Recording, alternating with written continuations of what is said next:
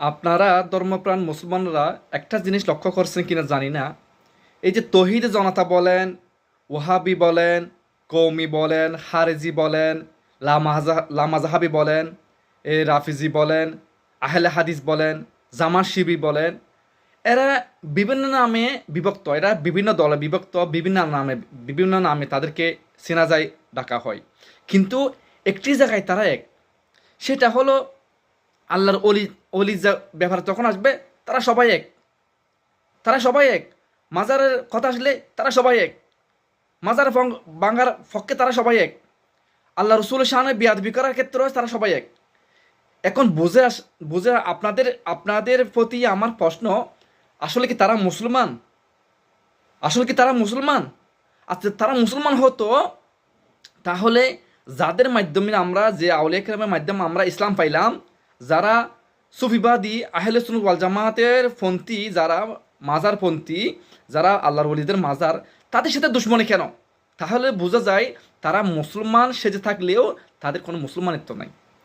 তাদের যদি সত্যিকার ইসলামকে ভালোবাসতো, তাদেরকে যদি ইসলামকে, আল্লাহ রসুলকে ভালোবাসতো, অলিদেরকে আল্লাহর বন্ধু বলা হয়েছে, তাদেরকে ভালোবাসতো, তাদের সাথে দুশ্মনী করতো না। আল্লাহ পাক বলেছে, যারা আল্লাহর ওলিদের সাথে দুশ্মনী করে তাদের সাথে আল্লাহ যুদ্ধ ঘোষণা করেছে। তো এই আয়াতটি কি তারা দেখে নাই? তারা পড়ে নাই? তারা পড়া দেখার বিষয় ন, তাদের হলো ইমান যে খানা, তাদের কোনো ইমানি লেবাস দিয়ে তারা চলতেছে। বাস্তবিক তারা মুসলমান নয়। তারা যদি মুসলমান হতো তাহলে তারা এই মাজার ভাঙা থেকে শুরু করে অপরকর্মের শেষ নাই, তাদের কোনো অনুশোচনা নাই। এই যে কিছুদিন আগেও যে নুর পাগলা নামে একজন মানুষকে কবর থেকে তুলে জ্বালিয়ে দিল তৌহিদি জনতারা। এখন আপনারাই বলেন, আমাদের ইসলামকে এটা শিখাই? আমাদের ইসলাম তো দূরের কথা, কোনো হিন্দু বুদ্ধ খ্রিস্টানও তো আমার মনে হয় তাদের ধর্মেও তো এরকম কোনো লাশকে কবর থেকে তুলে জ্বালিয়ে দেওয়া, একজন মানুষকে, মৃত মানুষকে জ্বালিয়ে দেওয়ার কোনো কি নাই, সাপোর্ট করে না। তো এখন তারা কোন ইসলামের কথা বলে? শেষ প্রশ্ন, যারা নাকি এত অপকর্ম করে, ছাত্রদের বলৎকার করে, তাদের প্রতি আঙ্গুল তুলন, তাদের মাদ্রাসা ভাঙতে যায় না?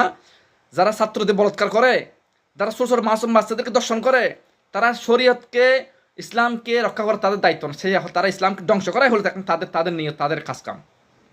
তারা 501 নম্বর রুমে গিয়ে অবৈধভাবে তারা বিভিন্ন নারীদের নিয়ে বুক করতেছে, সেটার কোনো সমস্যা নাই। আমাদের মাজার দেখলে তাদের চুলকানি।